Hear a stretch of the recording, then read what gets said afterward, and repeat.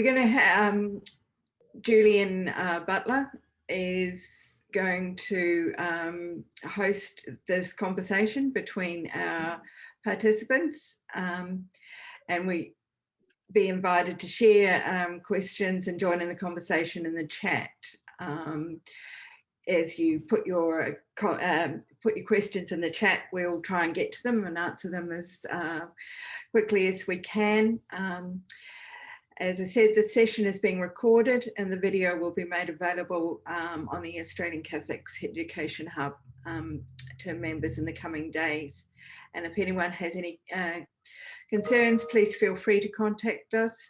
Attendances are also being taken for accreditation.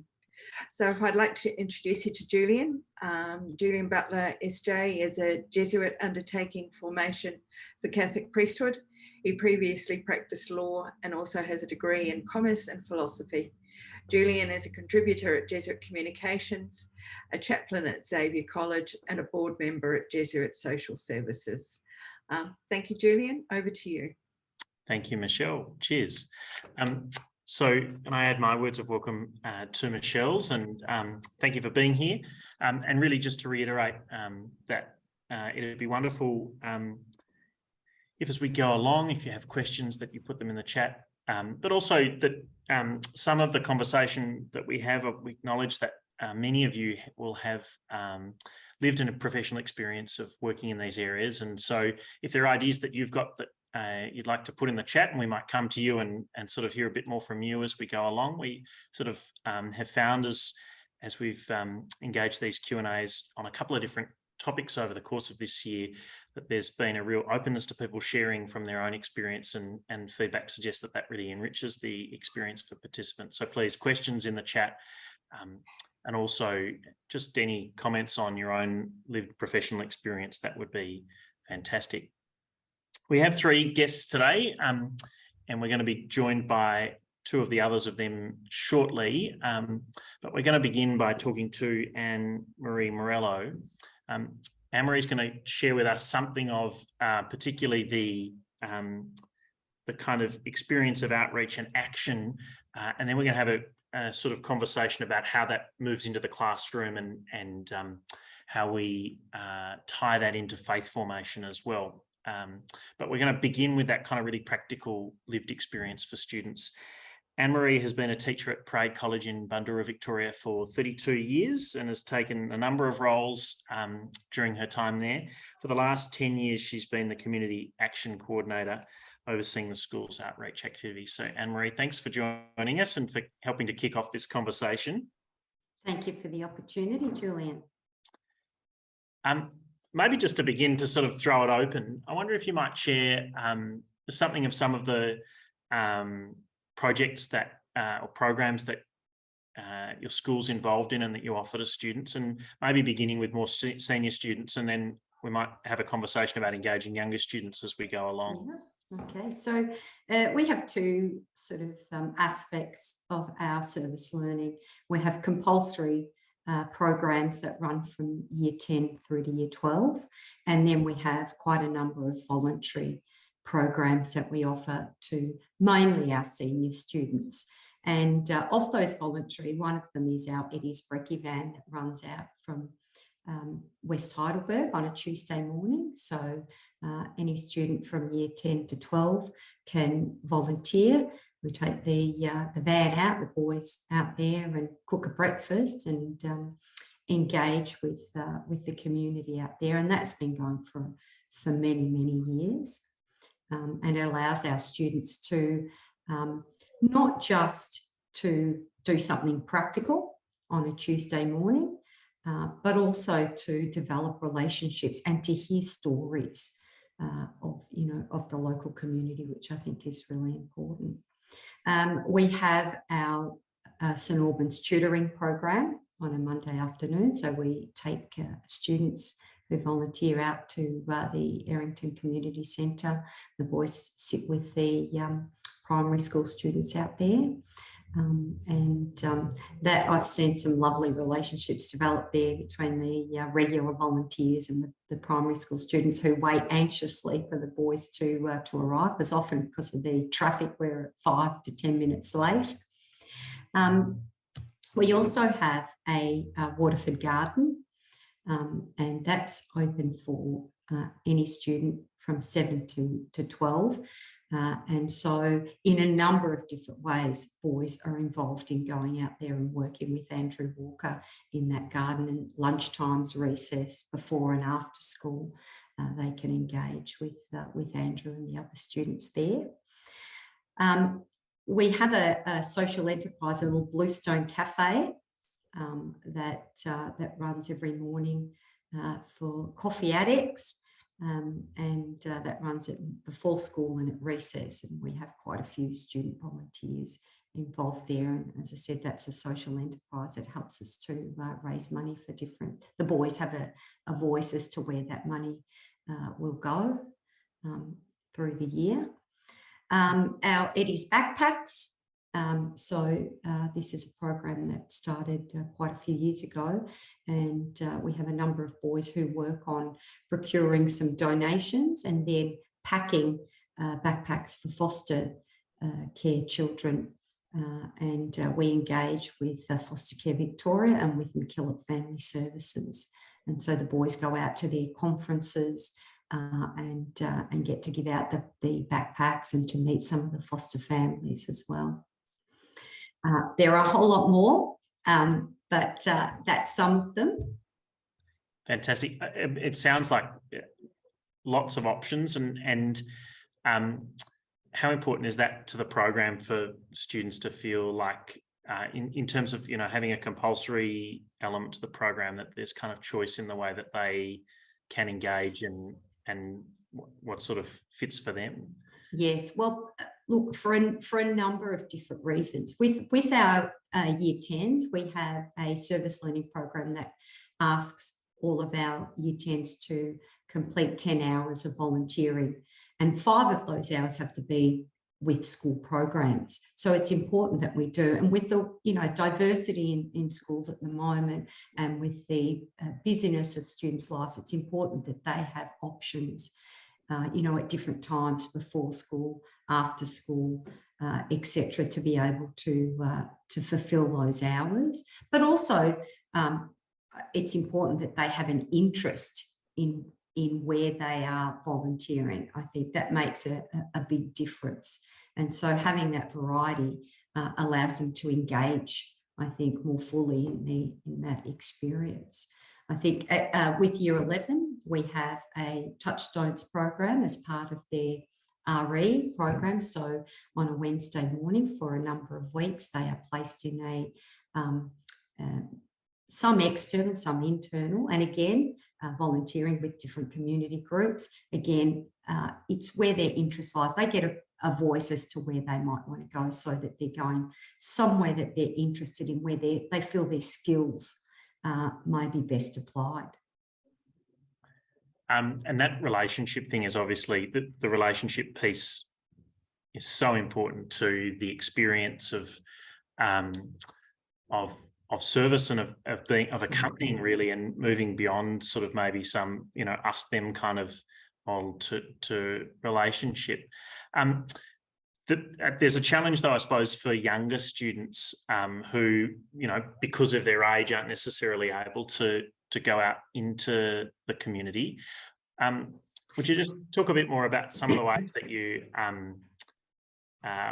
offer opportunities for those students to start to kind of engage with questions of social justice? Yeah, I think it's really important that we give those younger students a voice and an opportunity to, to empower them to challenge injustice in small ways. And I guess it's that, I think globally act locally. And so we have a community action centre, and that's a centre that I facilitate. It's open every lunchtime and recess for any student, but particularly for our younger students to come in and to get involved in any of the internal programs. So that Eddie's Backpacks, they can do that at lunchtime.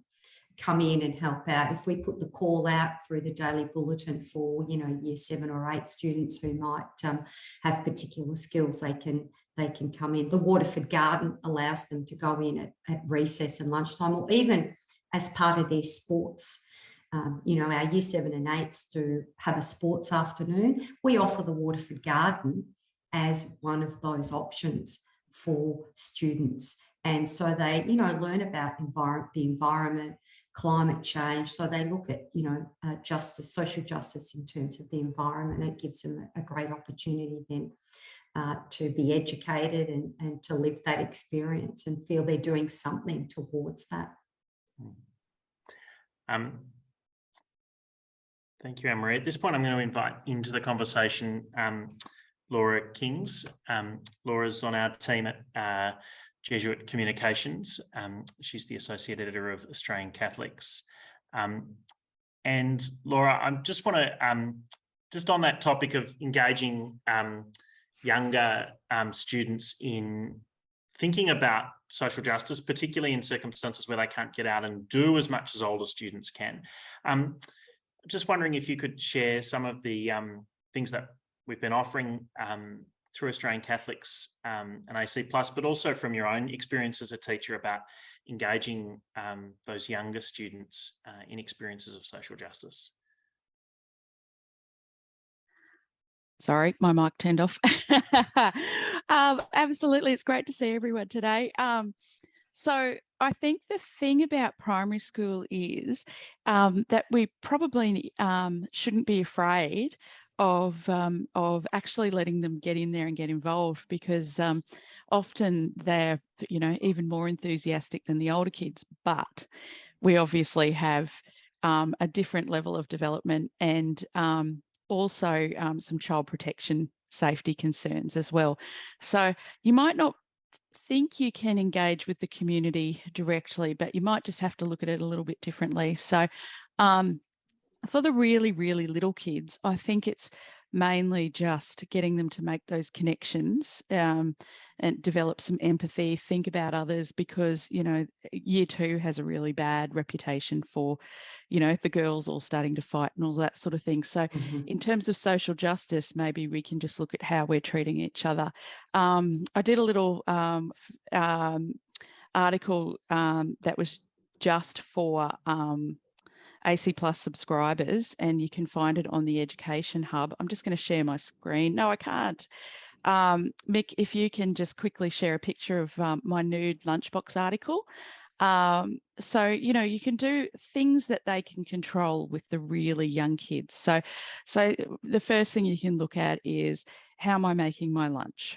And it just, you know, as with primary school, everything works together. So, you know, this can be part of your science curriculum. This can be part of teaching healthy eating. And you could even do it in English. You know, let's advertise how we're going to eat our healthy lunches. So you can see that that's pictures of my kids' actual lunch boxes, and and so you can look at encouraging the kids to reduce the packaging. But you don't just say we're going to have a nude lunchbox day. So here, yes, I've just put in instructions on how to create a nude lunchbox. That's part of it. That's the bit the kids get involved in their lunchbox. They're very, you know, that's a big part of their day. What's in my lunchbox today? My kids stalk me when I'm making mine in the morning. But we need to actually make some link back to the social teaching or the Bible or whatever that makes them understand why we're doing this. It's the why. We don't just do it, we need to know why. And so outside of the classroom, we might be having a nude lunchbox. We might have a nude lunchbox committee who like to show everybody how to have our nude lunchbox. But at the end of the day, we also want to talk about, okay, how does food work in the Bible? What did Jesus eat? Why are we worried about, you know, we might be looking at the creation story. Why are we worried about taking the packaging off? And that's because we are stewards of creation. So we might look at the second creation story there. we might look at the fruits of the spirit when we're talking about fruit, but that's probably not going to link us directly back to social teaching as the second creation story. But so for the little kids, it is really that simple. And they might be in charge of collecting recycling at lunchtime, and that sort of thing. For the bigger kids, and when I'm saying bigger kids, I mean, you know, later primary, they can start to, because you're developing their skills for high school, they can start to take control of that. So that's when you can have your clubs and committees, where, you know, kids might be going out of the school in high school. They're probably going to stay in the school. That doesn't mean you can't put on some sort of a concert at your local old people's home or something like that. When we're talking about looking after the sick and the poor, you know, you can teach kids to think about others in those sorts of ways as well, and realise that they have a responsibility to look after, you know, their own grandparents and things like that when they get older. But also your older students, your 5s and 6s, can actually be running committees and running clubs and looking after the younger kids. You know, I was trying to think about something I hadn't seen before I came in today, and what I came up with was really, let's have a look at social clubs, because we're really talking a lot more now about neurodiverse kids and looking after those. And I think there's still a lot of kids who are getting a really hard time in the playground. And a way that we can enact our social teaching and improve is probably by having the older kids making a safe place for the younger kids. So again, we're developing that empathy. We might just be offering some craft at lunchtime. You know, in Queensland, we have a problem where all the boys leave in grade 5 and there's only girls in grade 5 and 6 because the boys go off to the big boys' schools. That's right up their alley. Those girls would love that, looking after all the little kids and giving them some, although, you know, as a former teacher in boys' schools, I think the boys need to be offering some of that too. But, you know, it could be a soccer game where they have to facilitate younger kids. You know, one lunchtime a week, we're running a mindfulness club, we're doing some yoga, we're playing soccer, we're doing some craft, or we're reading together. So thinking about it within the school, but exactly the same thing as the older clubs are doing. And I was thinking about the garden club too, and I was thinking a big strand in primary school in some of the syllabus is prayer.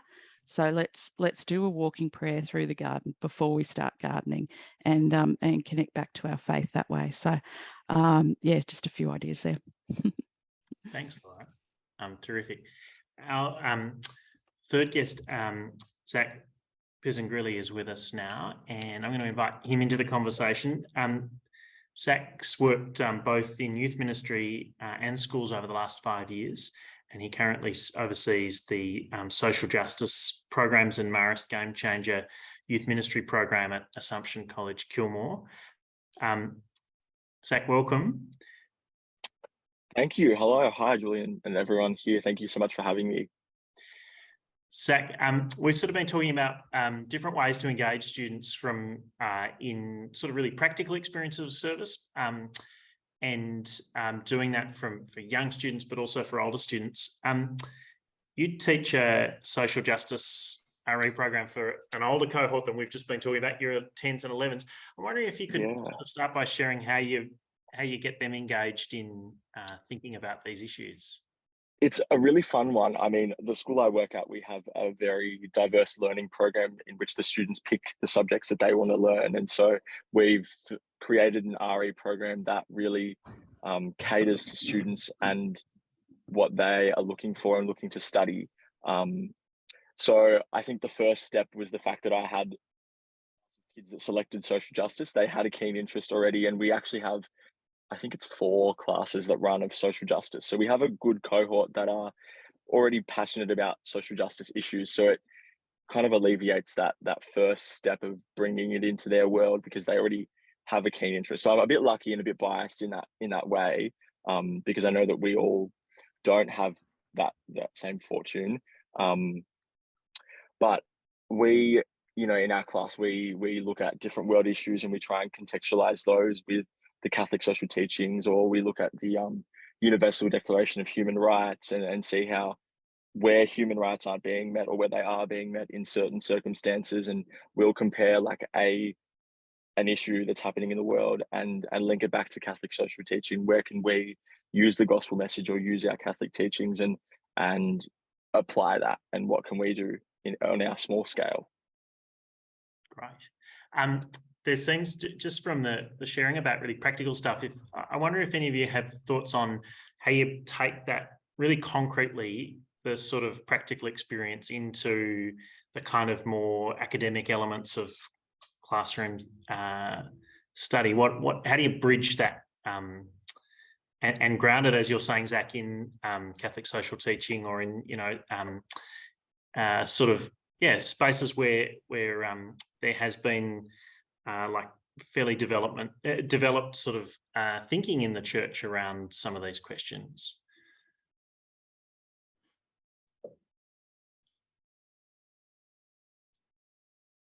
I think we're...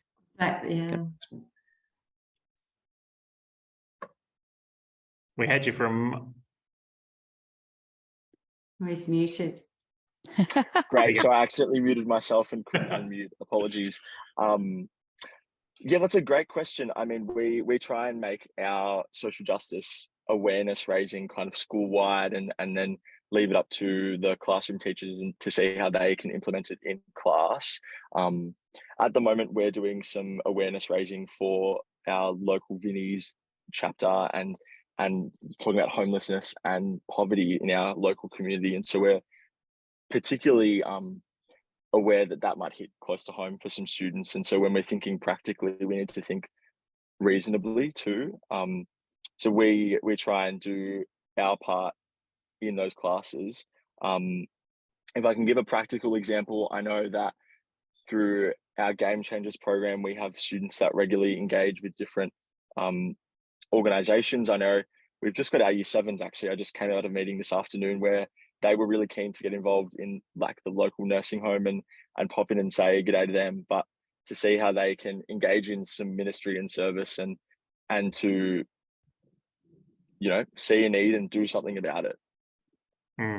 I think, Julian, with our older, our 10s and 11s, having a formal assessment based on their experiences in the form of reflection, and being able to process their experiences and then share those experiences is really important too, in linking, the practical to the classroom theory.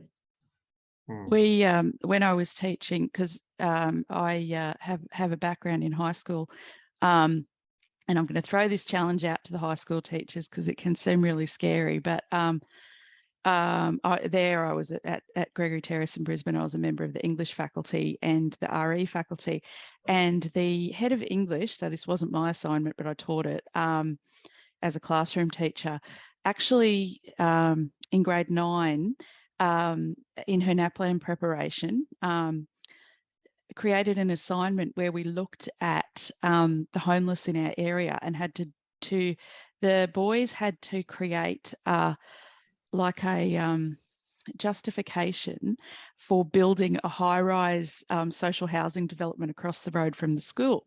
And there was actually a Vinnies. If anyone's familiar with Brisbane, Spring Hill is a fairly rough area, even though it houses some of the biggest schools, boys and girls schools in Brisbane.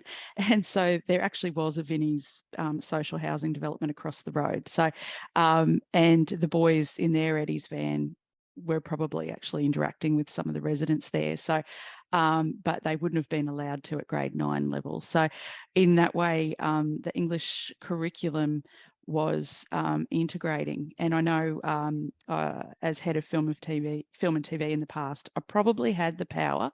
It's more something for heads of departments to think about integrating the curriculum, and encouraging kids to make short films about, social issues and things like that. It's something I think middle management's got more power. As a classroom teacher, you're looking at your learning experiences and how you can bring that in. In terms of primary, there's a lot more freedom to integrate. And so, in primary, you can actually, you're already integrating other curricula why not throw RE in there as well? And I'm sure a lot of people actually already are. And one that I think for any level, just a really easy way to throw some RE and understanding in there is vocabulary. I'm going totally across here. Words are my love. But, you know, if you choose a piece of vocabulary from Catholic social teaching in some way and start there, and it just so happens to link into something that's going on in faith formation outside of the classroom and you're working inside of the classroom. So then, you know, there's a start. And so I usually, you know, if you've seen my teacher's notes, I'll write in, what's your meaning of the word? I think we're doing this in most levels of school, because it never changes really. What's your understanding of the word, linking back to their understanding? What does the dictionary say? All right, let's take it one step further. What does a Catholic source say? Let's talk about Catholic sources and how they're different, and why the regular dictionary is not quite the same as using a Catholic dictionary or a Catholic source. And let's have a look at it in the RE classroom in that way. And how does that understanding change? And then once they've got that knowledge, all right, give me some examples. What are we doing in the school? How are we going already? And so there we're hitting our cross-curriculum priority for literacy. We're talking about a deeper understanding of Catholic social teaching, and that might be different to where we hear that language somewhere else, and we're linking it to our real world experience inside and outside of the classroom. And obviously, yeah, I think that's, I've hit that one as much as I can right now. It is the language thing is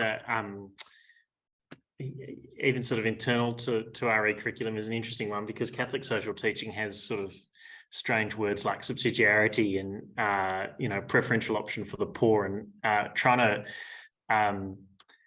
I've spent time this year with year 12 students trying to engage some of those ideas, and there's sort of a real leap that sort of has to happen, and you can see some of it click. Zack, maybe to you on this, how do you sort of help break open some of those kind of technical terms and get over the technical language, whilst, I mean, there's a part of me that sort of says that it's still really rich and it's conveying something that's important, but it can be a stumbling block. You are spot on there. It is something that is absolutely rich, but is a total stumbling block. If I can speak from experience, a couple months ago when I introduced subsidiarity, actually you could see the color drain from all of my students' faces, and they were just like, what's this big word he's put up on the board? And by the time we finished talking about it, they had a solid understanding. But I've taken the approach of really encouraging that at the end of the day, the Catholic social teachings allow us to be good citizens. Like, they allow us to be good Catholics and good members of society, but it really is about just being good people, and that's the fundamental basic of it all. And so when we look at Catholic social teachings, I really try and recontextualize it to the students and give them examples where they're already seeing it in their life, or they can really link clearly enough to it that, you know, we're still leading them to the gospel message and doing all of that good stuff, but we're giving them that, you know, the basic principle of loving one another and that being the basis of why we're good people and good citizens. And you're nodding vigorously there. Yeah, I think that's right. Linking it to, you know, real life examples that are happening around them in the school really helps them to understand. You see sometimes that, you know, that they're like, oh, that's what that means. Oh yeah, I can do that. Or yeah, I do that. So yeah, having those real life, you know, case studies and things so that they can make those links. Just a reminder, if you've got questions or things you'd like to share, to please jump into the chat. I noticed that Julia Wake has left a little note on something that's happening at her school. Julia, would you mind sharing that with us, to the group? Is that all right? Thank you. Sure. Hi, everybody. There's some familiar faces here. I am on. Yes, you can hear me. Give me a thumbs up. Yep. I was just thinking about preferential option for the poor, and that's what our 5s and 6s are tackling in term 4. Our primaries, our P to 2s are tackling the common good around and using kindness. We've got our 3s and 4s, they're doing the Good Samaritan, and they're going to be doing a walk in the courtyard area and role playing the players in that parable. And the richness of inquiry and RE is providing a depthing where inquiry is focusing on the creative arts with that theme, walking in another's shoes. So we've used a bit of Matthew 25, you know, the least of these, and that imagery or those phrases that smaller children can get their heads around, just like older kids. You know, I was hungry and you fed me. I was naked and you clothed me, and so on.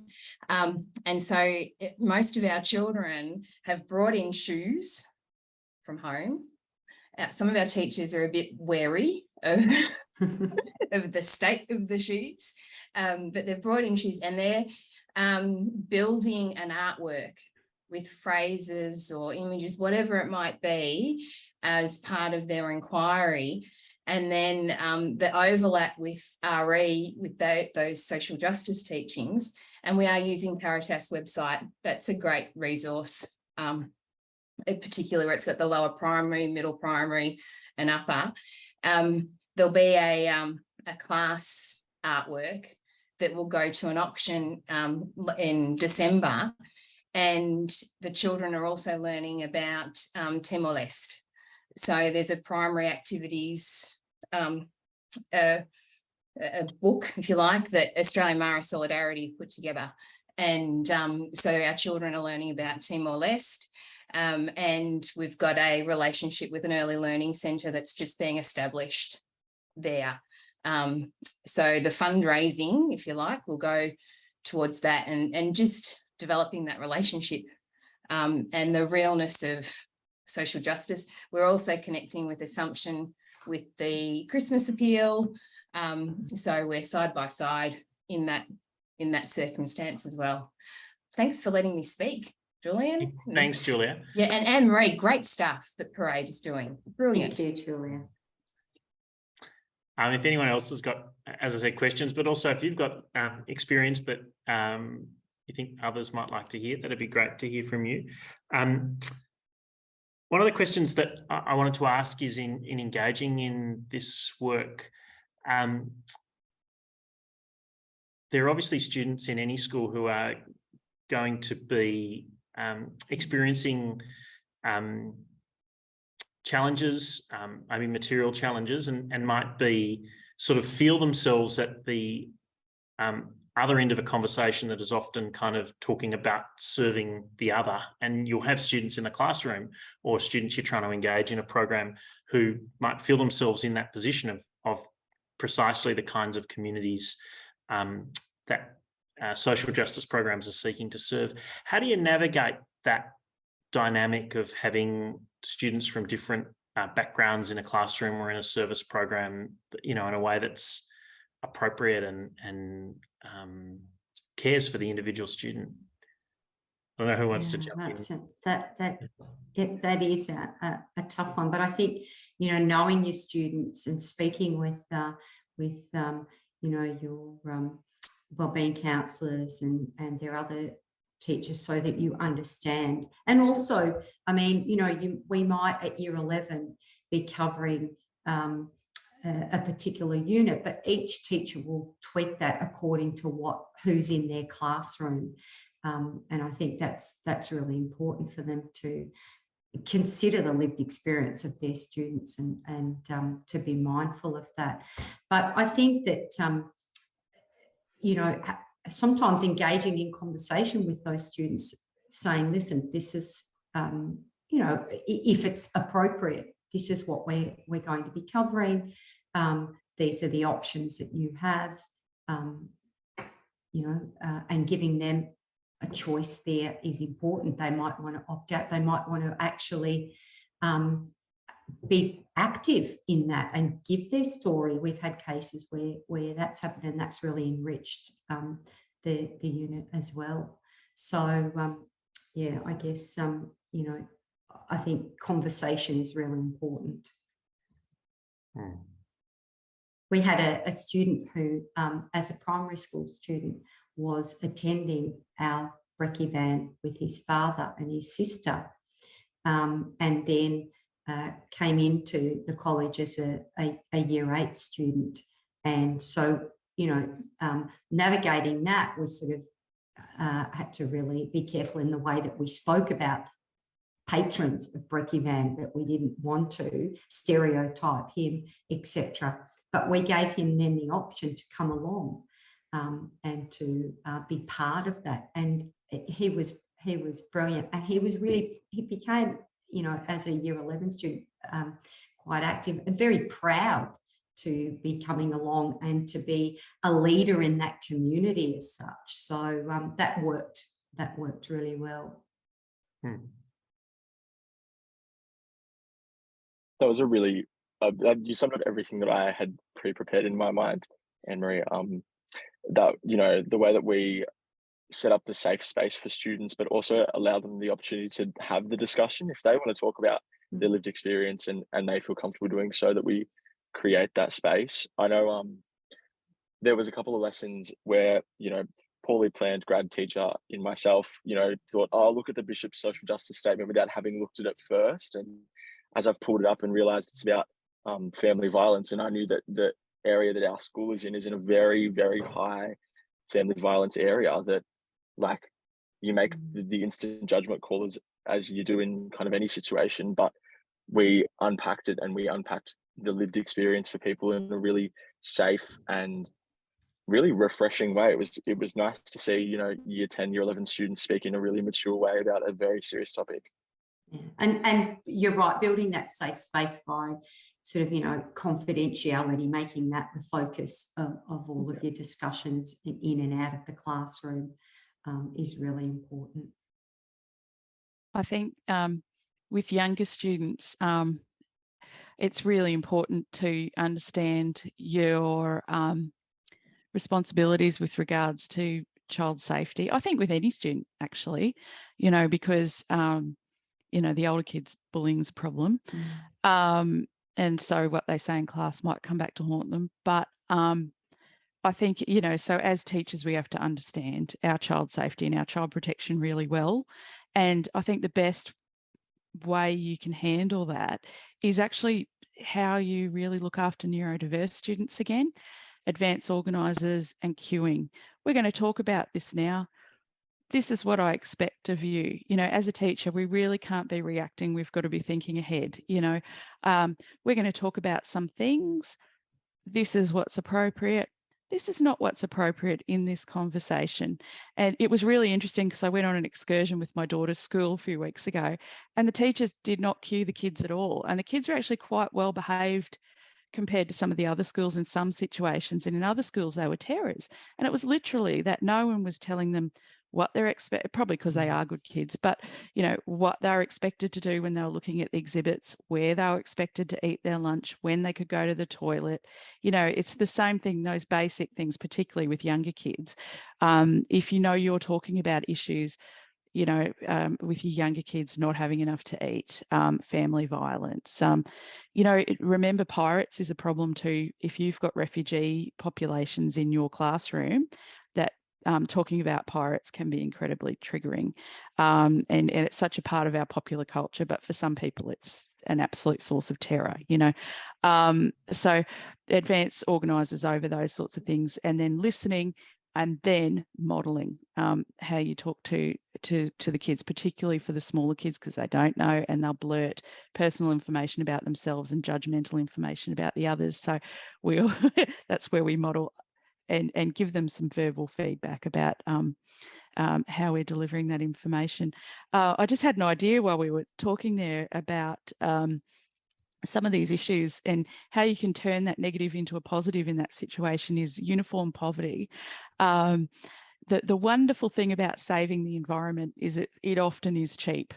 And so if we can all encourage everybody to sell their uniforms secondhand or give them to our friends when we grow out of them or give them to other families, we are enacting social justice, but we're also addressing uniform poverty in some schools. So yeah, just a brain bubble there.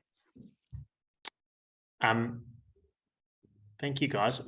Two questions that I'm sort of going to take together from Julia Wake and Reg Hooper, just around partnering with different organisations and organisations becoming more secular, more corporatised, maybe not being open to having school groups as much, and so the difficulty for teachers and those who run outreach programs doing that. Have you guys got any suggestions for strategies of building relationships, how you maintain them,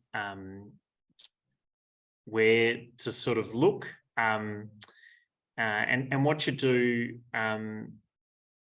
when the organisations that you're partnering with sort of want more promotion than maybe you're comfortable with? Hard, yeah. I think that something that's worked with us is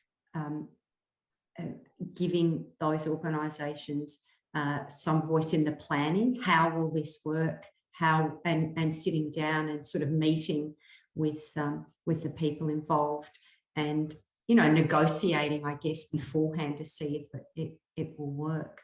And then once that's done, as you said, I think there are times where you just have to draw boundaries and say, well, a couple of times I have to say, well, we're a school, we're not capable of that, or we can't do that for you. These are the terms, and sometimes you are at risk of losing those partnerships, but it can't be helped. But I think that, as I said, for us, what's worked is having that, well, what are your needs? These are our needs. What are your needs? How can we meet in the middle and make this mutually beneficial? And often, that sort of opens the doors to so many things.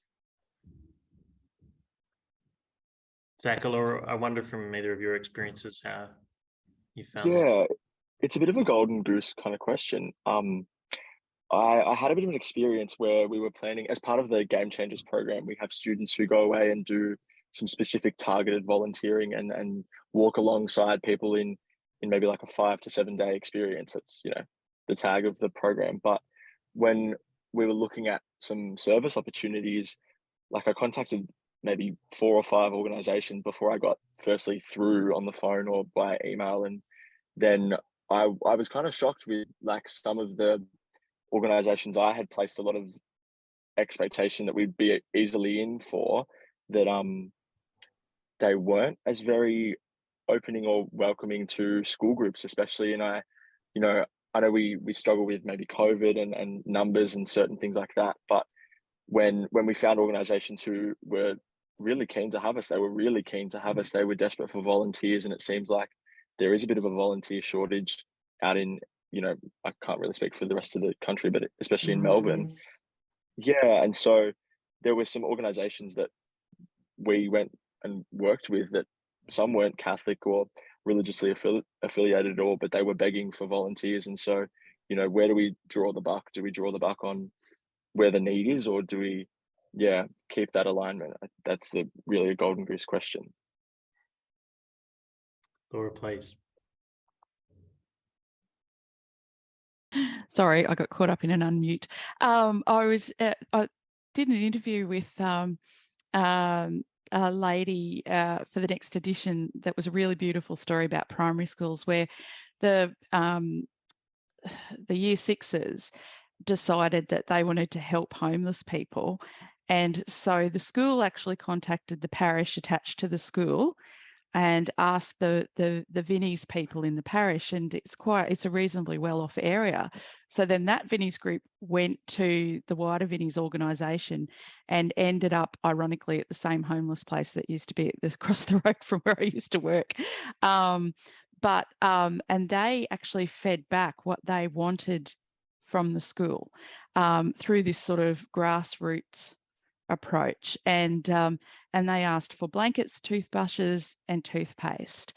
And so by those conversations, which were all grassroots level conversations, the kids could really grasp that it was concrete, it was appropriate for primary school. They weren't interacting with homeless men out on the street or anything like that, but they really got a real idea of what these people needed. And so they collected, I think it was blankets, might have been bath towels, blankets, bath towels, toothbrushes, and toothpaste, and got a very good outcome there for the winter appeal one year. So yeah, I just wanted to share that story. It's quite a nice example of sometimes maybe you need to look at the grassroots. Don't talk to the PR people, you know, talk to your local parish, see what people in your parish are doing. I had another thought there and it's just flown out of my mind what we were talking about. Anyway, it might come back to me later, but yeah.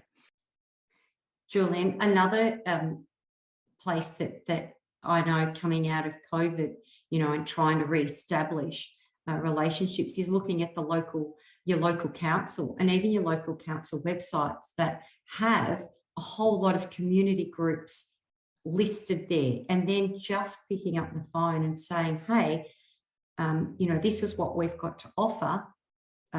You know, would you like to form a partnership? And that has opened up a lot of, it's often they'll say, no, we don't, but we know this group does. And that has helped us to really form some partnerships. Yeah, Laura, please.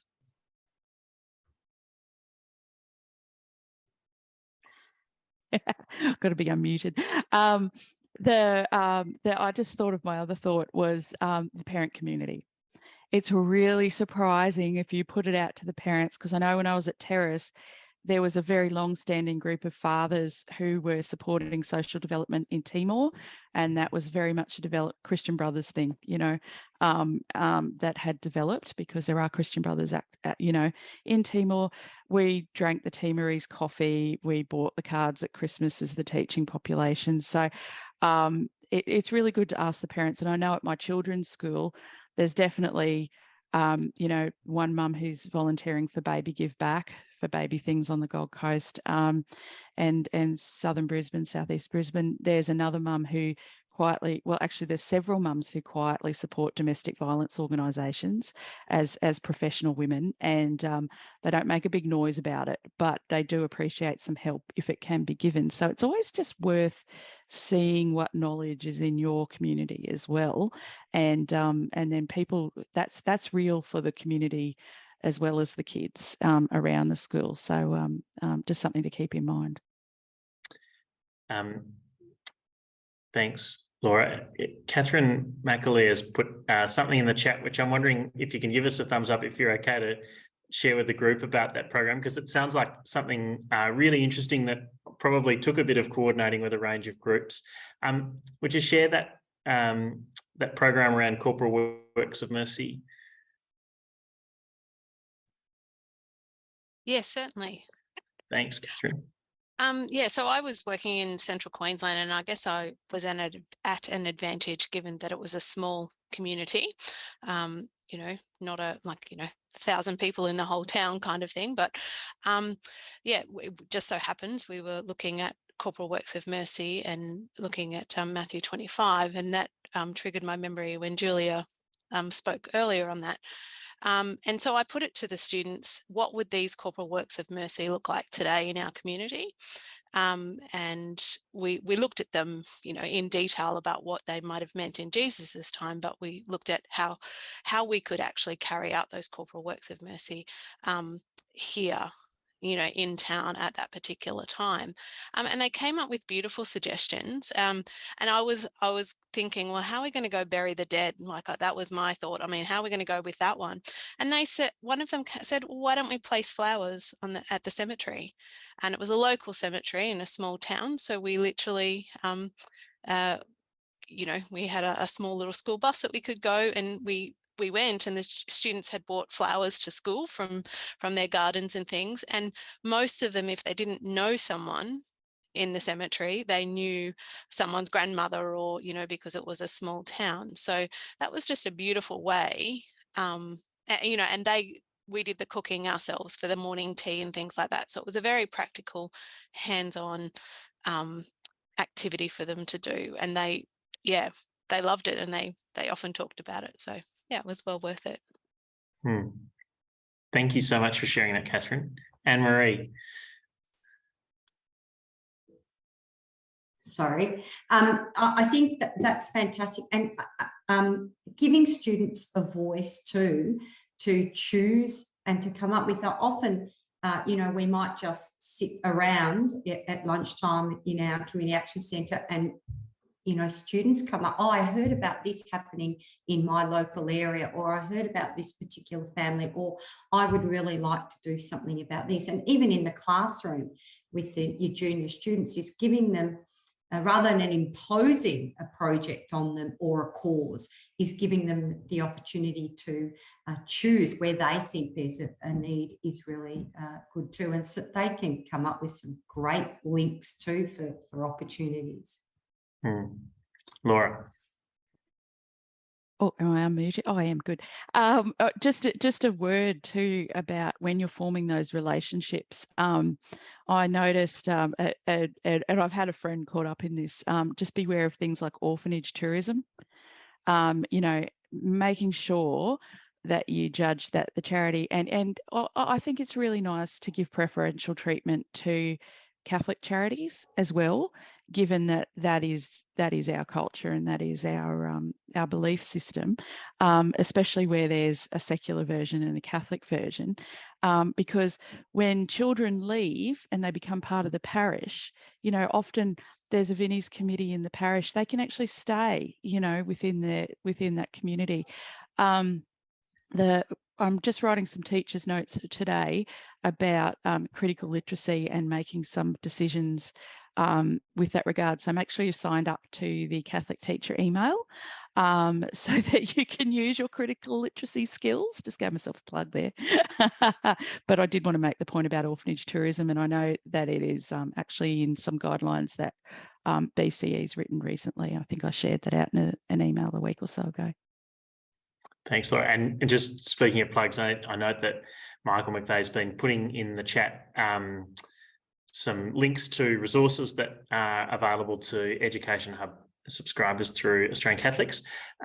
So if you're keen to grab some links, including around ways to engage Catholic social teaching and so forth, jump in. Zack, that point that Laura's just made around connection with the wider Catholic world, just sort of thinking about youth ministry and engaging young people in an experience of faith, and finding ways in is now more and more challenging, I think. But the sort of service and justice element of what it is inherently to be a faithful and practicing Catholic is a, sort of in some ways the most attractive way in. How do you then take the step to kind of making the connection to that wider, richer faith tradition? Yeah, that's a beautiful question. We in 2020 did our Enhancing Catholic Schools Identity Project survey, and we found, unsurprising to us, that our numbers of students in our schools with particular Catholic belief was lower, and our secular students was higher. And then I love I'm a bit of a graphs nerd, but there's a great graph about what people are actually focused on and what areas they'd like to see more of, and like ecology and social justice was our number one highest by far, by a very big measure. And so you've put it perfectly. I think social justice and service and that connection to other people and supporting others is the perfect way in for people, but then it's the linking back. And so I think using things like Catholic social teachings, they're so relevant, they're so easy to understand and easy to get your head around, that it becomes almost like daily practice, and it becomes almost very familiar to students, and for them to take out into the wider world. I work in a Marist Brothers school, and we have 5 beautiful values that encompass our teaching, learning, living, and everything. And those values really set us up in a way that we feel comfortable and confident that when our students go out into the world, they are good Catholics and good citizens and good Christians, and are good people based on the way that they are present to others, and they live simply and they love their work, and they do all those good things in supporting others and seeing a need. I wonder, Anne-Marie or Laura, whether you've got anything you'd like to add there, just as we draw to a close. I just think that it's, you know, for teachers out there who are thinking about, you know, organising some sort of outreach and social justice, the time and the effort is worth it. You know, I just really believe that. I know that sometimes that can be a deterrent because it does take a bit of time and effort to organise something for students, but it is worth it because the benefit for students is just so, you know, it's amazing. I've seen transformation through the students' experiences.